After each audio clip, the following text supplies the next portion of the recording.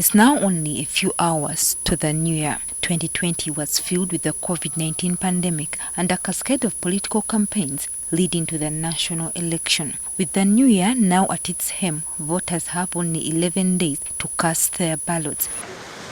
Activities leading up to the election, especially the campaigns, have created tension among Ugandans, mostly marred with conflicts which have resulted in injuries and even loss of lives. Religious leaders across the divide are now urging the public to vote, but also vote peacefully. We urge all Ugandans, and specifically Muslims, to exercise their right to go out and vote come 14th January. Study the issues, study the candidates deeply and seriously, and then vote your conscience. Because if you don't mind about the leader in your locality, he's the one going to be close to you, and he's the one going to determine your way of life. But in fulfilling this mandate, voters have been encouraged to cooperate with security agencies overseeing the entire process.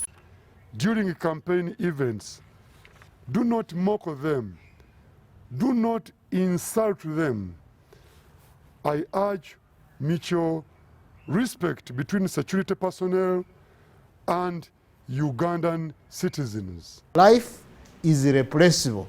Therefore, we should avoid acts which will endanger life by all means. And let us be peaceful, because if violence explodes amidst COVID-19, it will be disastrous. Security agencies, on the other hand, have been castigated for gross abuses.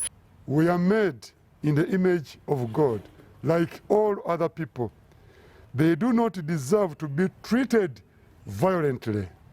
No person should lose their lives, or should have bloodshed, or suffer permanent body damages because of an election.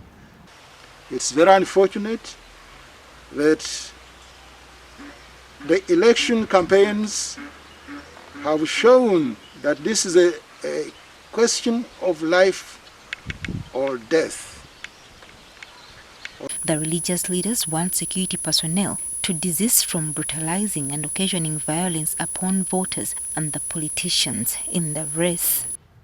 We expect you to show all Ugandans that you are disciplined and will not be provoked to use violence toward your fellow Ugandans, including journalists. But political candidates have also been reminded of their duty to comply with all guidelines in order to ensure a peaceful process.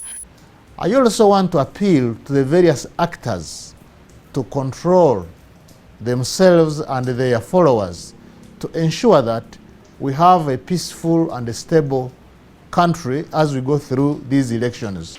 Who are competing for various positions of responsibility, of leadership, to turn their hearts to the love of Jesus. And above all, Ugandans have been urged to continue complying with the COVID-19 guidelines as they prepare to participate in the elections. And the Church of Uganda has lost clergy to it. If you want to have life in its fullness, as Jesus promised, I urge everyone to wear your masks properly. This is a pandemic which is still ravaging all the nations of the world, and many infections are still on the increase, and also the deaths resulting from the same. Around 17 million voters are expected to cast their ballots in next year's general election. Joyce Nakato, NTV Tonight.